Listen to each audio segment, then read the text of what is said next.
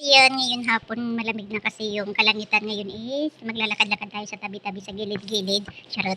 So kasama ko pa rin yung mga pusa ko. Yan lang talaga ang hindi umiiwan sa akin, di tulad ng ex ko. Charot.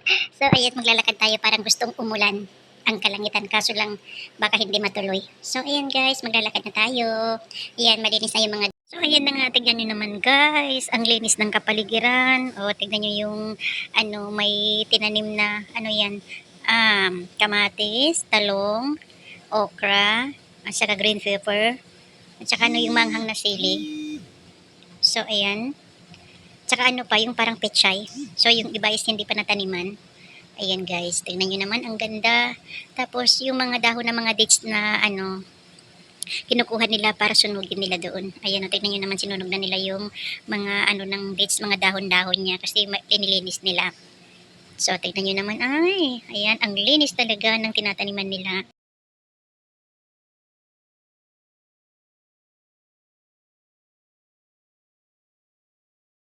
So, ayun na guys, malapit na tayo dito sa mga Ayan, nakikita nyo ba yung mga box-box na madami?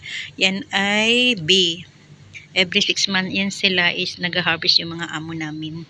Ang dami oh. Buti hindi sila lumabas, nandyan lang sila sa loob ng box nila. Nandyan lang sila sa loob ng kwarto nila. Ayan, baka gusto nilang pumuti. Charot. So, ayan, pupunta na tayo doon sa pispan. Ayan.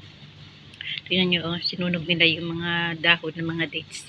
Ngayon is pupunta tayo dyan sa taas ng para makita natin yung view. Ayan, akit tayo. Sana walang snake dito. So, ayan, umakit na ako sa kanilang kamalig. O, tignan nyo naman guys. Dito lang kayo makakita ng sa disyerto na may pispan. Dito na lang ito makikita sa disyerto ng amo ko. Ay, hindi pala disyerto ng amo ko. Pala, sa bukid ng amo ko. Ayan, ang daming isda dyan. Alam nyo ba kung anong isda yan? Tilapia. Yung mga amo ko is hindi sila kumakain ng tilapia. Kami lang na mga Pilipina ang kumakain. Ayan guys, uwi na tayo. Dito na tayo dadaan so, sa ayan, may guys. Ayan, tignan nyo naman yung kapaligiran. Ang sarap ng simoy ng hangin. Malamig sa mata. O, ayan, di ba? Sana hindi kayo mahilo sa video ko. Charot. So, ayan, tignan nyo guys. O, ayan, takip silip na guys. Pero dito, maliwanag pa rin yun. Nakita ko yung mga trabahador ng amo ko. So, ayan guys, naglalakad na tayo. Punta tayo doon sa mga kabayo, mga kambing, mga manok, kalapati, mataas ang lipad.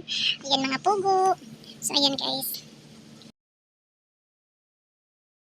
So, ayan guys, maglalakad na tayo papunta doon sa mga animals. Tignan nyo naman guys. Sana all may ganito, no? Sana, inshallah, may ganito ako. Kahit hindi man ganito kalaki yung lupa. Kahit mga, lang, 10 meters lang. At least mayroon ako, diba? Hindi naman masama mangarap. So, ayan, natatanaw ko na yung mga kabayong matataba. Lahat yan, tinatanim talaga nila yan para sa pagkain ng mga kabayo, kambing, lahat. So, ayan guys, maglalakad na tayo. O, diba? Ayan. Tataba ng mga kabayo. Bali, ang kabayo nila dito is 6. Pero ito is 2, buntis yan. Kaya hindi nila sinasali doon sa mga itim na mga kabayo kasi yung iba is naninipa. Pero yan, sobrang bait nila. Ayan, nandyan yung dalawang nagtatrabaho, nag-aalaga sa mga kabayo or mga hayop.